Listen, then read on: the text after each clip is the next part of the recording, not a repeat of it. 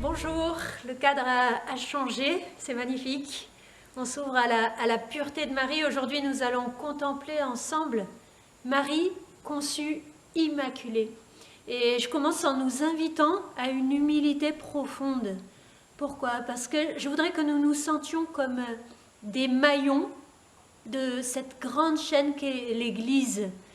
Et vous voyez, ce dogme de Marie conçue immaculée, de l'Immaculée Conception, il a pris des siècles. Même saint Thomas, docteur de l'Église, même le grand saint Bernard, qui était quand même le chantre de Marie, n'était pas d'accord avec ce dogme de l'Immaculée Conception. Tous les deux ont aidé l'Église à creuser et à entrer dans la profondeur du mystère. Et il ne faut pas que je me scandalise devant tous ces tâtonnements que l'Église a vécu avant de poser ce mystère de foi de Marie conçue immaculée. Au contraire, c'est ce qui fait toute la beauté de l'Église, c'est la grâce de chercher la vérité ensemble et ensuite d'entrer dans l'obéissance au magistère qui, une fois qu'il s'est prononcé, nous dit quelle est la vérité et où est la vérité. Et finalement, si tu regardes les cathédrales, c'est le même mystère. La beauté des cathédrales, c'est cette sagesse des constructeurs des architectes qui ont placé des ogives, des contre-ogives, des arcs-boutants, donc des forces et des tensions différentes qui finalement vont trouver un équilibre et une harmonie dans la pierre angulaire qui est toujours le Christ. Voilà, tous ces débats qui ont traversé les siècles nous ont conduits à ce dogme de l'Immaculée Conception qui a été prononcé par Pie IX en 1854. Et Pie IX dit ceci, il dit « Marie est créée exempte du péché originel et de ses conséquences par une rédemption préservatrice, c'est-à-dire par une grâce anticipée. » Dès l'instant de sa conception, Marie nous montre l'abîme de gratuité de l'amour de Dieu, sa surabondance. Dieu, le Seigneur, nous veut saints et immaculés en sa présence, dans l'amour. C'est son projet pour toi et pour moi, déjà accompli en Marie. Marie est l'anticipation et la réalisation plénière de ce projet, de cette nouvelle création accomplie dans le Christ. Je vais te le dire autrement. Marie est la fille aînée de la Passion. Marie est la fille aînée de la Passion. Et c'est magnifique de pouvoir penser cela. Le sang du Christ, en première personne, a été versé pour sa mère. Le sang du Christ a coulé d'abord pour Marie. Et peut-être que Marie, mais je crois comme chacun de nous, a vraiment compris qui elle était au pied de la croix, en contemplant son Fils crucifié. Et je crois que profondément, si tu veux découvrir ta vocation et entrer dans le mystère de ta vocation, de ta mission, de ton onction profonde, place-toi au pied de la croix avec Marie en te demandant et en accueillant pourquoi Jésus est mort pour toi.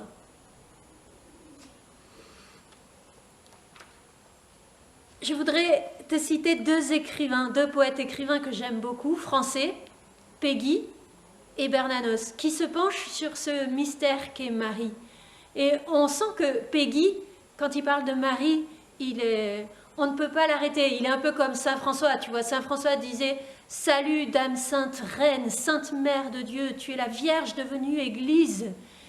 Salut, palais de Dieu, salut, tabernacle de Dieu, salut, maison de Dieu, salut, vêtements de Dieu, salut, servante de Dieu, salut, Mère de Dieu. » Et Maximilien, lui, dira, il complète saint François, oui, il continue ces louanges mariales, mais qui ont traversé les siècles. Il y en a des centaines et des milliers, notamment dans l'église d'Orient. Saint Maximilien dit « Marie est créature de Dieu, propriété de Dieu, ressemblance de Dieu, image de Dieu ». Et tu vois, c'est sans fin, et tu peux rajouter toi-même tes propres louanges à Marie. Péguy, lui, à un certain moment, il tâtonne, il parle de cette pureté de Marie, et il dit « une certaine blancheur, une certaine entièreté, il invente des mots, une certaine premièreté, la toute première innocence, la toute première innocente enfance. Et ce qui est regagné, dit Peggy, défendu pied à pied, repris, gagné, n'est pas le même que ce qui n'a jamais été perdu. Et qu'un papier blanchi n'est pas un papier blanc, et qu'une âme blanchie n'est pas une âme blanche. Tu vois, il cherche à dire l'indicible, l'indéfinissable. La beauté de Marie ne peut pas se définir. Une telle pureté, une telle virginité nous dépasse totalement, on ne peut que s'en émerveiller. Quel regard poses-tu sur Marie? Prends-tu le temps d'entrer dans la joie de contempler l'Immaculée? Et prends-tu le temps de laisser Marie poser son regard sur toi? De laisser Marie te regarder avec cette pureté et cette virginité et cette tendresse. Écoute ce que dit Bernanos. Le regard de la Vierge est le seul regard vraiment enfantin, le seul regard d'enfant qui ne se soit jamais vraiment levé sur notre honte et notre malheur. Oui, mon petit, pour bien la prier, il faut sentir sur soi ce regard qui n'est pas tout à fait celui de l'indulgence, car l'indulgence ne va pas sans quelque expérience amère, mais de la tendre compassion, de la surprise douloureuse, dont on ne sait quel sentiment encore inconcevable, encore inexprimable, qui l'a fait plus jeune que le péché, plus jeune que la race dont elle est issue, et bien que mère, par la grâce, mère des grâces, la cadette du genre humain. Tu vois comme c'est beau de s'ouvrir au langage des poètes pour comprendre quelque chose du mystère de Marie.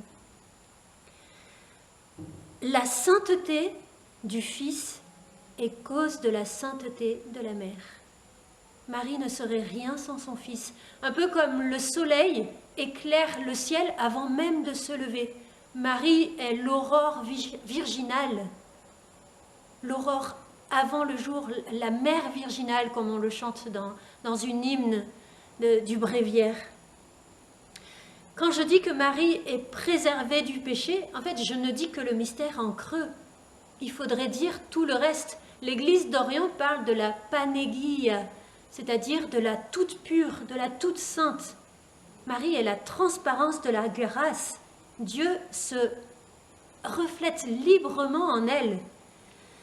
Pie IX, dans le texte du dogme, parlera de plénitude d'innocence et de sainteté. Et si tu prends Lumen Gentium, qui a tout un chapitre sur Marie, le chapitre 8, le fameux chapitre 8, au numéro 56, la Mère de Dieu, toute sainte, indemne de tout péché, j'aime beaucoup cette expression, fut pétrie, pour ainsi dire, par le Saint-Esprit. Fut pétrie par le Saint-Esprit et formée comme une nouvelle créature. Marie est comme un prisme de cristal, comme un lac de montagne, sans remous, sans plis, sans rides, une pureté totale, parfaite. Finalement, celui qui l'a le mieux exprimé, c'est peut-être l'archange Gabriel, avec une expression toute simple. Je pense qu'il a dû être bouleversé en arrivant devant Marie et en découvrant le cœur, le corps, l'âme, l'esprit de cette Vierge. Et il s'est exclamé « Réjouis-toi, comblé de grâce, le Seigneur est avec toi ». On ne peut pas le dire mieux, c'est tout simple, mais on ne peut pas le dire mieux. Et quand l'archange Gabriel utilise cette expression, il ne dit pas comblé de grâce au pluriel, il dit comblé de la grâce, c'est-à-dire comblé de l'Esprit Saint, pétri par l'Esprit Saint. Et la grâce, c'est pas un magot que j'entasse. La grâce, c'est ce qui va continuer à m'ouvrir pour accueillir encore et toujours davantage la grâce. C'est comme un cercle vertueux.